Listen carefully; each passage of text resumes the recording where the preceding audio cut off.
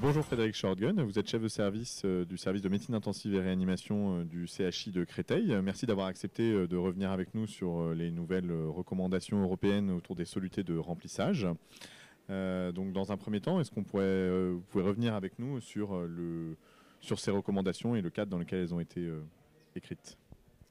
Oui, donc effectivement, des recommandations ont été publiées il y a quelques semaines sur quelles solutés de remplissage utiliser chez les patients de réanimation, avec les questions principales qu'on se pose, c'est le choix du type de cristalloïde et la place de l'albumine dans le remplissage des patients, particulièrement les patients septiques.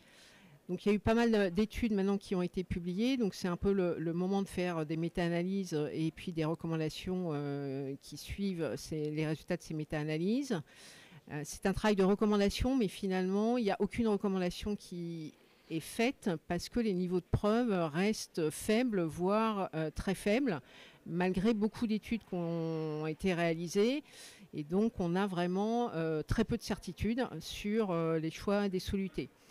Donc, concernant le choix du cristalloïde entre soluté balancé pauvre en chlore ou le sérum physiologique, la première remarque importante, c'est que les cristalloïdes, ça ne sert pas qu'à remplir les patients quand on fait des bolus pour traiter l'insuffisance circulatoire de nos patients. Il y a plein d'autres fluides qui rentrent dans le patient parce qu'il y a les dilutions de médicaments, parce qu'on prescrit des solutés dans la base de 24 heures des patients. Et donc, il n'y a pas de raison que le choix du meilleur cristalloïde se discute que pour les bolus de remplissage, mais il doit se discuter pour finalement tous les fluides qu'on va administrer aux patients. Donc, dans les recommandations de l'ESICM, il est suggéré, donc ce n'est pas des recommandations encore une fois, il est suggéré avec un faible niveau d'évitance de favoriser les solutés balancées chez les patients de réanimation, y compris au cours du sepsis. Alors il faut savoir que les solutés balancées ne sont pas disponibles dans tous les pays, que ça peut induire des surcoûts dans certains pays. Et donc maintenant, quand on fait des recommandations, c'est important de prendre en compte eh bien, les ressources économiques des pays et voir si ces recommandations sont applicables partout.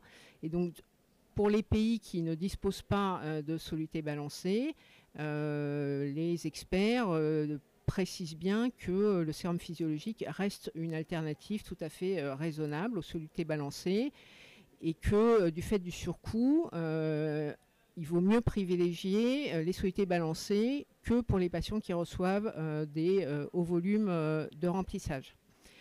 Concernant le choix du cristalloïde, il y a la question des patients traumatisés crâniens, puisqu'il y a des études qui ont montré une surmortalité chez les patients qui recevaient des solutés balancées. Alors il y a certains solutés balancés, comme les Ringer lactate, qui sont assez hypotoniques et qui peuvent majorer le risque d'œdème cérébral. La question, c'est que dans les études qui ont montré un surrisque chez les patients traumatisés crâniens avec les solutés balancées, ces solutés balancées, en l'occurrence le plasmalite, ne sont pas hypo-osmolaires. Et donc, on a envie plutôt de conclure que chez les patients qui ont un traumatisme crânien, c'est pas que le soluté balancé est potentiellement dangereux, mais plutôt que chez ces patients-là, il vaut mieux utiliser un soluté un peu hypertonique avec une osmolarité un peu plus élevée, c'est-à-dire le sérum physiologique. Ensuite, il y a la question de la place de l'albumine. Donc, comparé aux cristalloïdes, eh bien, chez tous les patients de réanimation, les experts suggèrent d'utiliser les cristalloïdes en première intention, y compris chez les patients septiques. Et donc, chez les patients septiques, la question qui est posée, c'est la place de l'albumine en plus des cristalloïdes, puisque dans les recommandations de la Surviving Sepsis Campaign, il est suggéré d'utiliser l'albumine lorsqu'un volume important de cristalloïdes a déjà été administré. Il n'y a aucune étude qui a été faite dans cette indication-là précise. Et là, les experts de ces nouvelles recommandations ne prennent pas position. Ils disent qu'ils ne peuvent pas conclure sur 3 points importants pour l'albumine. Est-ce qu'il faut traiter l'hypoalbuminémie? Est-ce qu'il faut rajouter de l'albumine ou passer à l'albumine quand il y a beaucoup de cristalloïdes qui ont été administrés?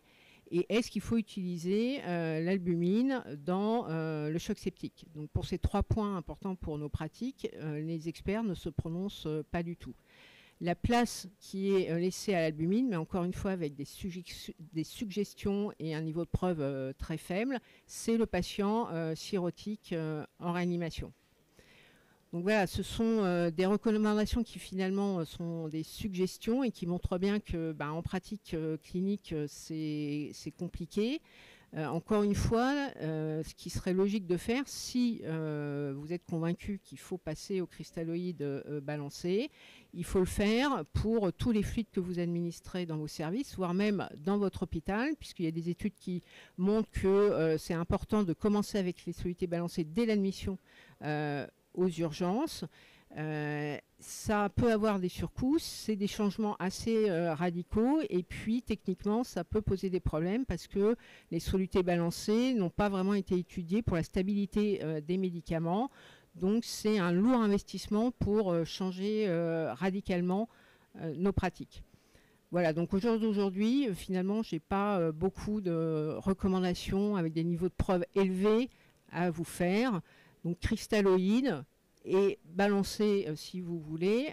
Après, la question qui reste et qui là n'a pas du tout été étudiée, c'est quelle soluté balancée il vaut mieux utiliser, les Ringer latate ou les Ringer acétate.